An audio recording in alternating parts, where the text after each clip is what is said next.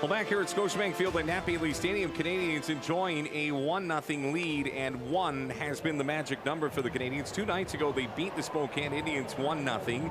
Last night, they lost 2-1. So, yeah, it's 1, and then you just hold on to the flagpole and hope that the wind doesn't blow you away. I'm Rob Fai alongside Ricky Romero and Caroline Frolic. Canadians enjoying a lead here. And don't forget, if you want to look like the Vancouver Canadians, we can help you. Grab your latest sea swag at CanadiansBaseball.com. Everything from retro gear, on the field stuff, some of the designer swag we have as well. The Canadians team store is your one-stop shopping tradition. You can visit us at CanadiansBaseball.com. Rob, and you've been around the whole team pretty much, obviously, the whole year. And one of the things I was talking to the coaching staff in the clubhouse, would you agree, it almost seems like when they've pitched, they haven't hit. When they've hit, they haven't hit. It's like it hasn't come together all year. Let me help you with that, Ricky. It's like 2 librarians on a first date. It's just awkward and uncomfortable at times because you'll pitch your tail off and the offense has gone for coffee. And sometimes you'll put up 7 runs and somebody else puts up 8 as the ball just goes foul down the third base line, and Ronnie Brito thought he was looking at extra bases. Instead, he's looking at a 1-ball and 1-strike count. And yeah, that's kind of been the Canadians' MO this season. It's a part of the reason that right now they're 5 games out, last in their division. I tell you what, it's a much better team than the numbers indicate, but again, they just haven't been in sync at any point in the season. Well, because I know throughout a full season, you go through spurts like that where the offense picks you up and sometimes the pitching picks you up. But there also comes a time when both of them just click at the right time, and then that's where we go on winning streaks, and you start seeing cutting the, you know, however many games you're behind, you start cutting it shorter and shorter and shorter. And it almost seems like the Canadians have struggled to put that together this year. They have, and now the only problem that they face is that they're running out of time. Exactly. Just over 2 weeks. We'll check in on the rest of the Northwest League, see how they're faring tonight. North faces South for the next 3 nights. It's one of the rare opportunities that the Canadians, in one crazy way, might be able to make up games on the entire North Division. But as we look at the out-of-town scoreboard, I'll convey it to you in a second. The news is not good for the Canadians. The right-handers, 1-2 pitch misses. Spokane is punishing Eugene. It is 8-0 for the Indians at the top of the 5th. That out at Vista Stadium. Salem Kaiser is shutting out Everett 4-0 through 5. That's good news. And Tri-City is leading Hillsborough 1-0 top of the 5th. So 2 of the 3 teams that the Canadians are chasing tonight are actually winning their respective games. And that's the negative part about falling behind. Because now you got to win games, but you also got to hope that those teams lose as well so you can gain ground. Nah, ain't nobody flinching, man. Another foul ball, man. I got to wear it until somebody else flinches. I feel like Jordy's locked in. He ain't flinching for the rest of the broadcast or the next one anymore. We'll explain this in a second here. Ronnie Brito is still trying to grab himself a base hit. I'm wearing the crown of shame right now. Yeah, you are, because you almost fouled, too. A ball that is hit out to the shortstop. Long throw across the diamond with a little machismo on it. It's a 6-3 put out. And Ronnie Brito in this game is now 0 for 2. All right, just very quickly. So we're high atop Scotiabank Field, right behind home plate. There we are. We'll get to us in a second. So usually when there's a foul ball that comes up, somebody's flinching. Like maybe it's, you know, somebody who just thinks it was me this time. I didn't look. I looked at the last second. I saw a ball come, and the ball came like right here. It wasn't off to the left or to the right. It was right there, and I flinched. And you guys didn't let me off the hook at all. No, man, we can't. It's all right. You'll flinch at some point. Fastball a little bit up and in. I thought that might have hit McGregory, but it looks like it got a little piece of the bat. We're lucky you didn't have a beer in your hand, or else you would have spilled it all over the place like that one fan did. I believe in Washington, I think. Something like that. Pitches, that's right. I saw that on social media as well. I'm going to give you a hard time till then, Rob. That's all right. It's the one inning I don't have a beer in my hand. 2 balls and no strikes here. Luke Chevrier still pitching and doing pretty well. He's limited the Canadians to just 1 run on 2 hits most nights. You tip your cap to that. But right now, Boise's offense has no runs on 1 hit.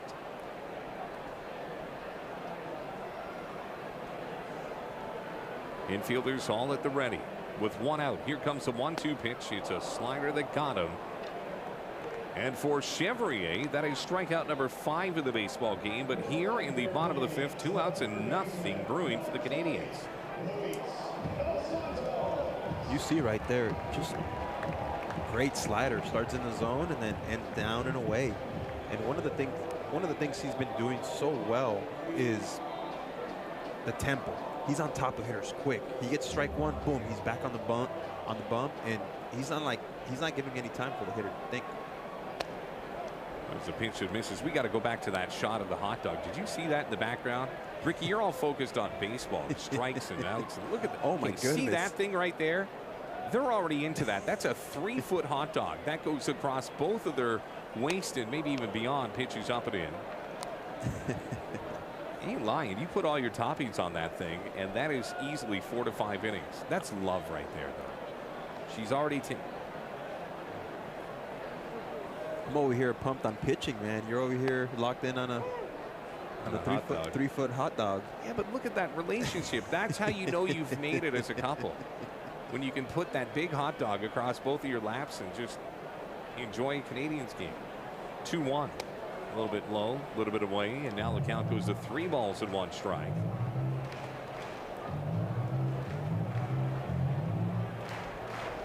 Viewers tonight from Saskatoon. A bunch from Vancouver chiming in, letting us know where they're watching tonight's game from. Breaking pitch swung on and missed, and now the count goes to 3-2.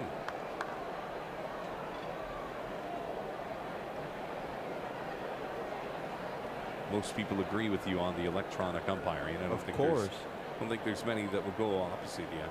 3-2 is a pretty good pitch, not called for a strike.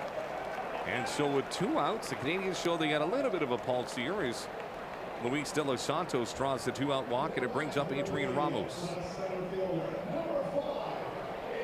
And I think one of the positives last inning is that their damage was done with 2 outs, so there's no reason why right here a walk can lead into a little bit of a rally.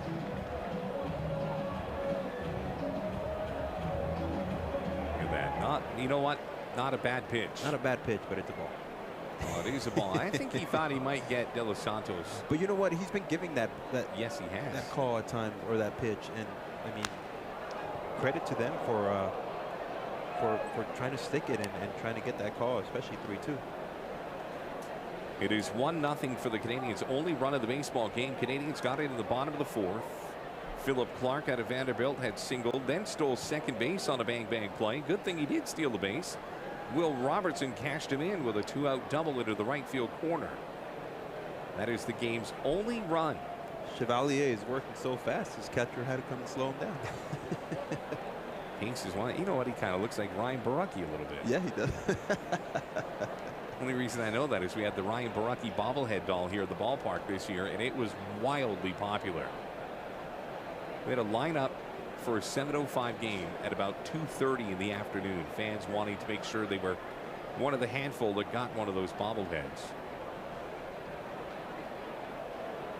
0-1 is a little bit low, and the count balances at 1-1.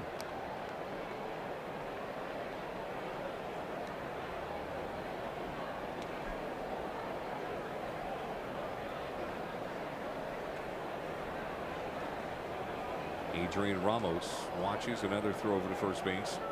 For Ramos, it's definitely been a tough season, hitting just .102 for the Vancouver Canadians. A home run and 12 RBI. He's got a little bit of speed, 6 stolen bases this season, but it is right now where he wants to try and salvage something from this season. High fly ball above first base, foul territory, but not a lot of room in foul territory here in Vancouver, so that is about 4 or 5 rows into the seats. Souvenir for a fan. And one of the things, Rob, in talking to hitters, in my experience being around hitters, I've always said, what's the one thing you guys hate when you guys are at the plate? And it's like, it's a guy who works fast, who's just on top of you. And that's one of the things Chevalier has done really well today. He's been ahead, and he's just like on the bump, quick, and never gives you a time to really set up and kind of get comfortable at the plate. And it just seems like tonight the Vancouver Canadians haven't really gotten comfortable. on top of being funky too.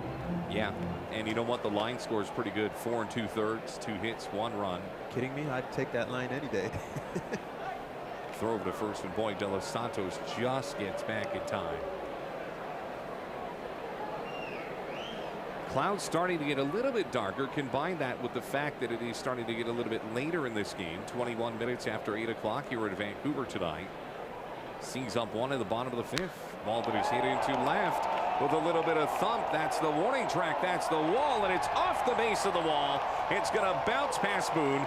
Incoming to score. Run number 2 is Luis De Los Santos, as Adrian Ramos finds himself an RBI double. All of this coming with 2 outs, and the C's now with a 2-0 lead. Big positive right there.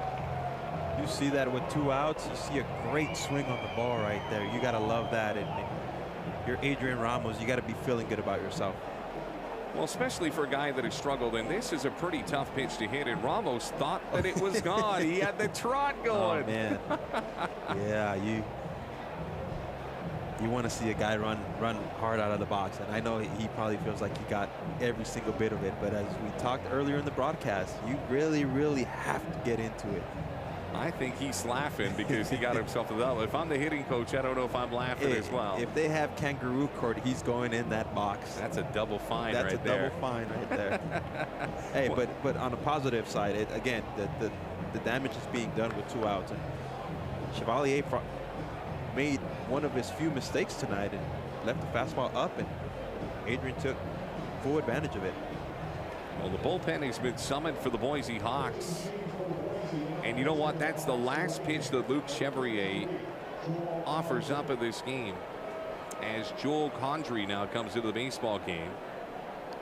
An ERA of 4.11. He'll take his warm-up tosses.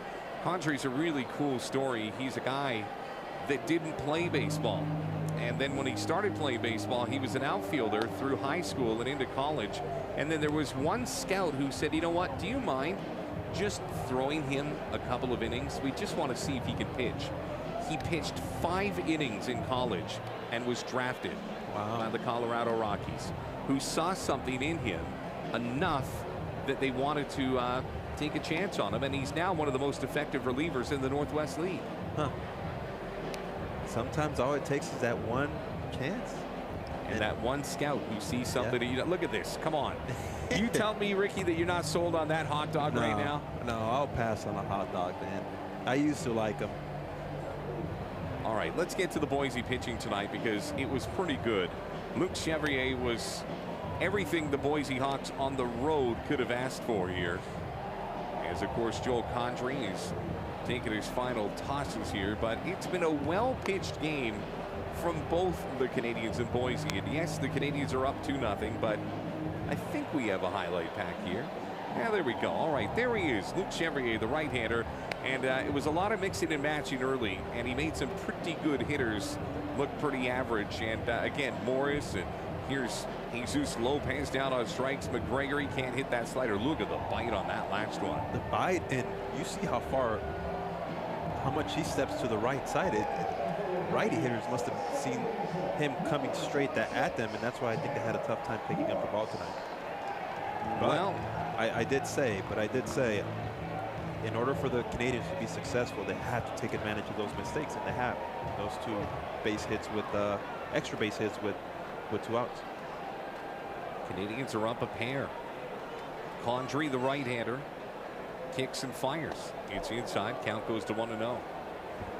Can't close the book completely on Chevrier just yet. He's that runner out at second base in the form of Adrian Ramos is still on his watch.